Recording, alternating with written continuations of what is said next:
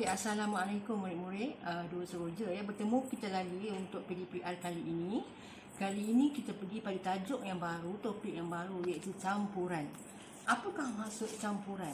Campuran ialah bahan yang mengandungi lebih daripada satu bahan yang dicampurkan bersama. Contohnya pada kekacang ini, ada meruku, ada kacang gajus, ada kismis, ada kacang yang berwarna hijau, Okey, jadi kita akan sisihkan.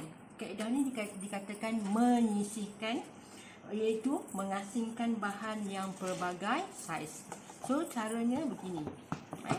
Okey, kita asingkan. Misalnya meruku. Okey, ikut pada saiz dia, warna dia. Okey, kemudian gajus kita asingkan di sini. Sisihkan. Kemudian contohnya kismis. Saya asingkan 3 bahan saja, Kismis saya asingkan. Kismis pada mangkuk yang satu lagi. Okey, kaedah ini kita panggil kaedah menyisih, iaitu mengasingkan bahan yang pelbagai saiz. Contoh di sini saya sisihkan bahan itu daripada meruku, kacang gajus dan kismis.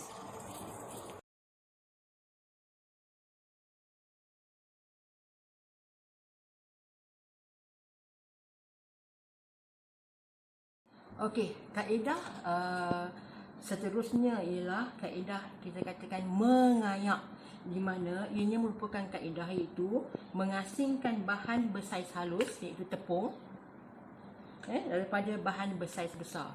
Okey, kalau kita lihat di sini kismis. So macam mana kita nak asingkan? So kita gunakan ayak ataupun kita katakan teknik mengayak. So kita akan ayak. So tepung ni akan jatuh ke bahagian mangkuk sekali lagi. Jadi ia akan terpisah daripada kismis. Kita akan buat sampai semua tepung masuk ke dalam mangkuk. Kita ayak. Kita panggil kaedah mengayak. Kalau kita lihat di sini, tepung telah masuk ke bahagian mangkuk. Satu lagi meninggalkan kismis. Kita lihat di sini. Hanya tepung berada pada mangkuk sini. Jadi kaedah ni kita katakan kaedah mengayak, iaitu kita asingkan bahan bersaiz halus daripada bahan bersaiz besar.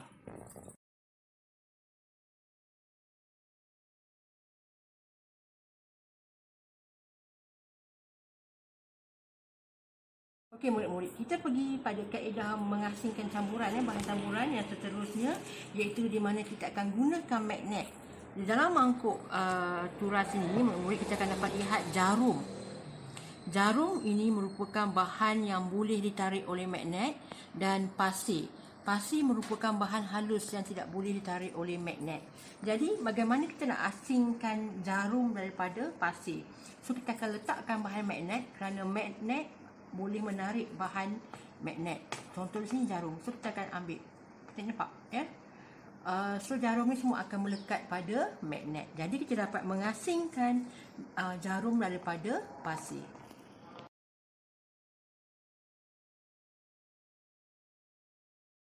Seterusnya murid-murid, kaedah yang akan saya tunjukkan ialah kaedah menuras. Apakah dia kaedah menuras? Kaedah menuras ialah kaedah di mana kita asingkan bahan pepejal. Kalau kita lihat sini, bahan pepejal ialah serbuk teh, di mana ini merupakan larutan yang mengandungi serbuk teh, air teh. Kita akan asingkan serbuk teh daripada air. Jadi bagaimana kita lakukan? Kita akan gunakan penuras. Ini kita panggil penuras, Kita akan tuangkan begini. Kita akan asingkan cecair. Cecair ialah air tersebut.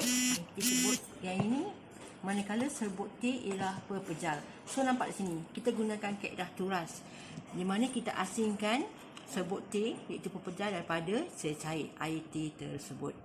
Untuk kaedah ini, selain daripada kita gunakan serbuk teh, kita boleh juga gunakan bunga raya, di mana kita tumbuk bunga raya tersebut.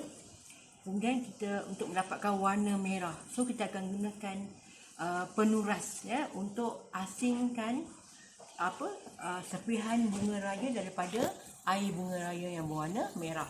Tapi untuk kali ini cikgu gunakan serbuk teh dan air teh. Kita asingkan campuran ni, serbuk teh dan air teh, menggunakan penuras.